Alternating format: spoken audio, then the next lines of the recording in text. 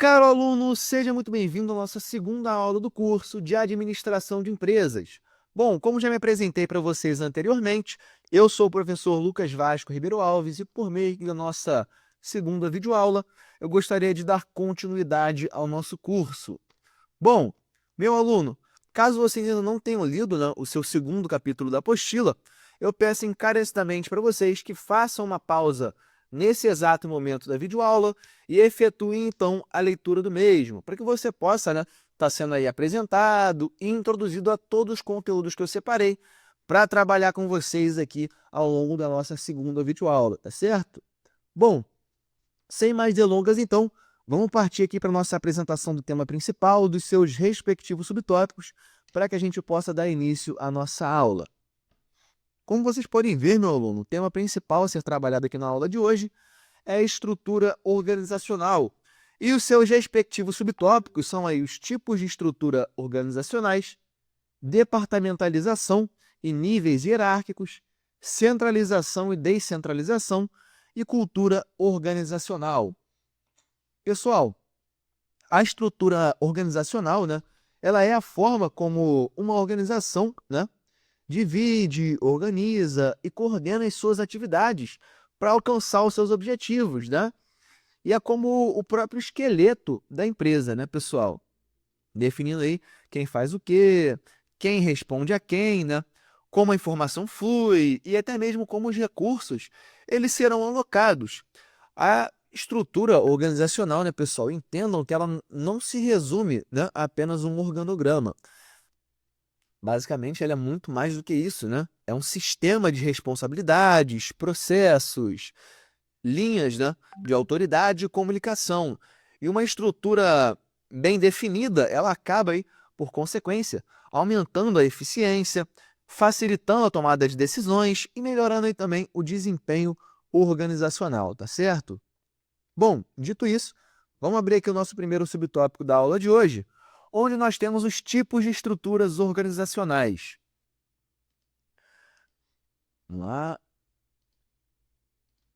Pessoal, as organizações elas podem hein, adotar diferentes modelos, né, de estrutura. E isso vai de acordo com seu porte, cultura, objetivos e ambiente de atuação. Os principais tipos, pessoal, né? Como vocês podem ver, nós temos aí estrutura funcional, né? Que divide a organização com base nas funções. Por exemplo, eh, marketing, finanças, RH, produção, né? A principal vantagem dessa estrutura funcional é que ela lida aí com especialização, né? Clareza nas responsabilidades e também uma eficiência operacional. E como as suas desvantagens, né? Ela tem uma visão limitada aí ao setor, né? Dificuldade de comunicação entre as áreas, conflitos, né? Interdepartamentais, enfim, são as suas principais desvantagens. Acabei sublinhando aqui a segunda também, que é a estrutura divisional, né?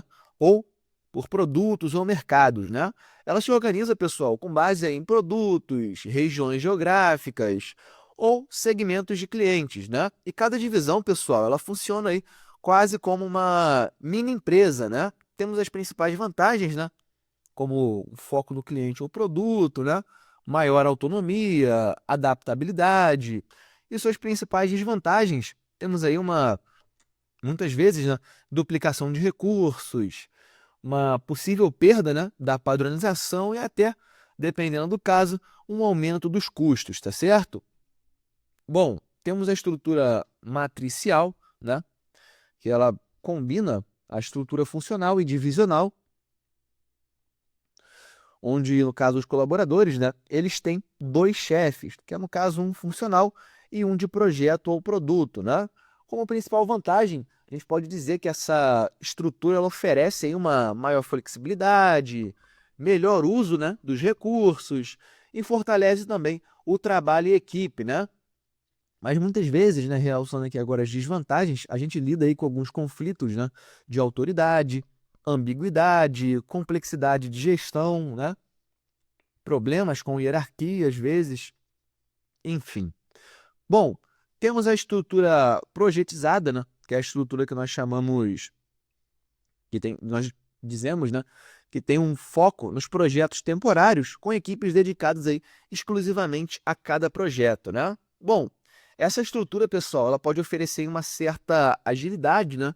Focando nos resultados, de uma forte integração de equipe, mas suas principais desvantagens, mais uma vez, temos aí pouca continuidade, maior custo, né?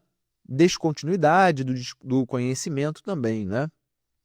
Bom, e por último temos aqui a estrutura em rede, né? Que é também conhecida como virtual, onde a organização ela mantém um núcleo central e terceiriza ou forma algumas parcerias para as funções que não são essenciais, né? As principais vantagens, pessoal, são aí flexibilidade, né? Foco no core business e também inovação. E as desvantagens, né?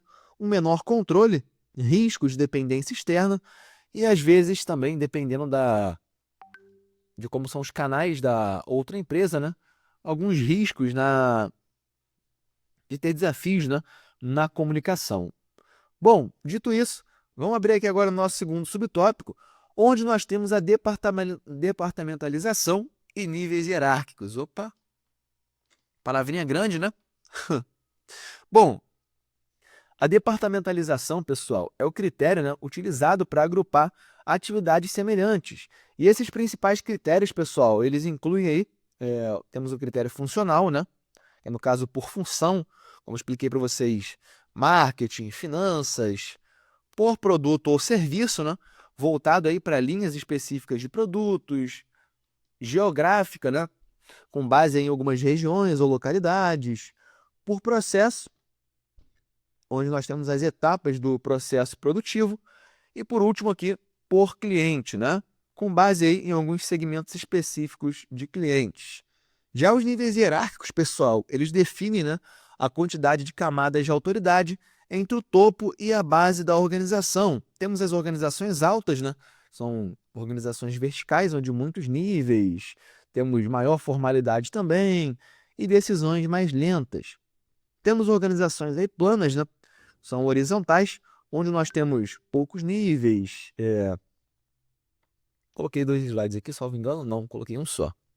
Bom, onde nós temos poucos níveis e uma maior autonomia nas decisões ágeis, né? Temos as organizações planas e altas, como eu expliquei para vocês.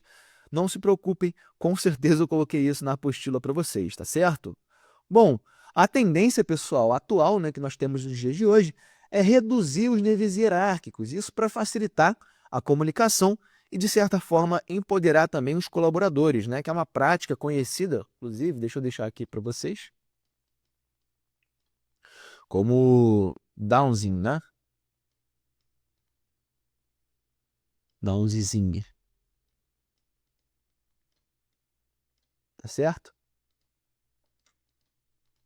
Bom, vamos abrir aqui agora o nosso terceiro subtópico, onde nós temos a centralização e descentralização.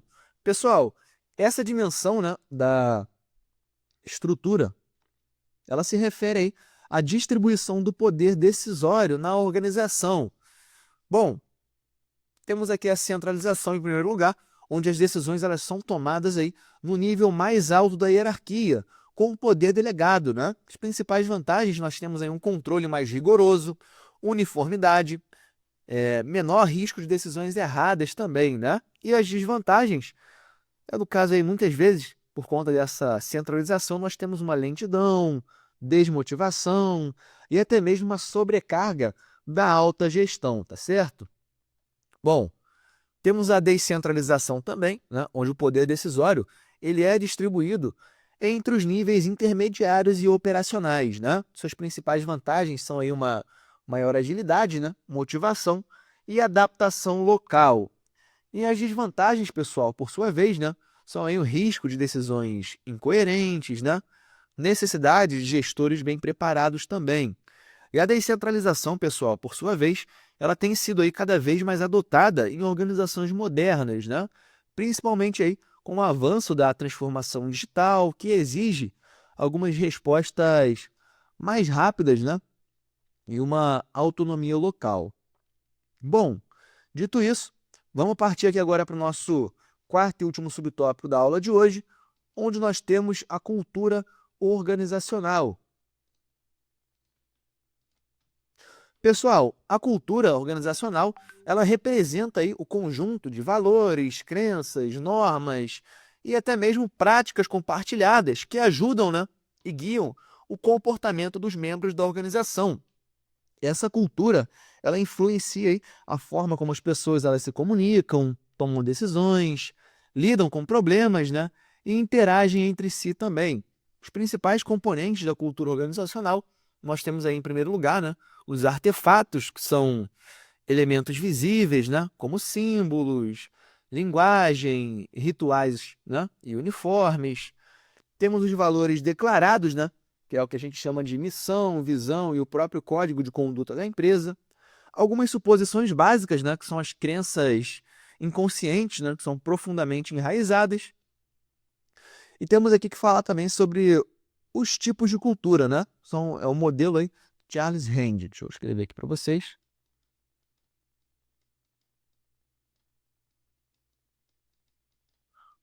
Modelo Charles Hand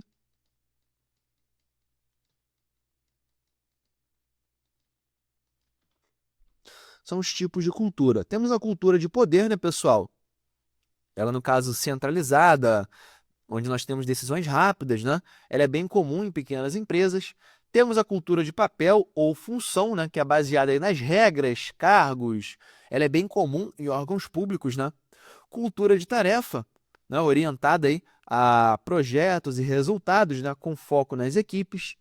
E temos a cultura de pessoas também, com foco nas relações humanas, autonomia e a valorização individual, tá certo? Bom, uma cultura, pessoal, organizacional forte e bem alinhada, né, aos objetivos da empresa, ela é essencial para o engajamento dos colaboradores, né, para a inovação e para a própria sustentabilidade dos negócios, tá certo? Bom, meu aluno, encerro por aqui o nosso conteúdo reservado para a aula de hoje. Mais uma vez, fico muito grato pela sua atenção até o presente momento. Vejo vocês na nossa próxima aula. Um forte abraço, meu aluno. Muito obrigado pela sua atenção. Mais uma vez, né?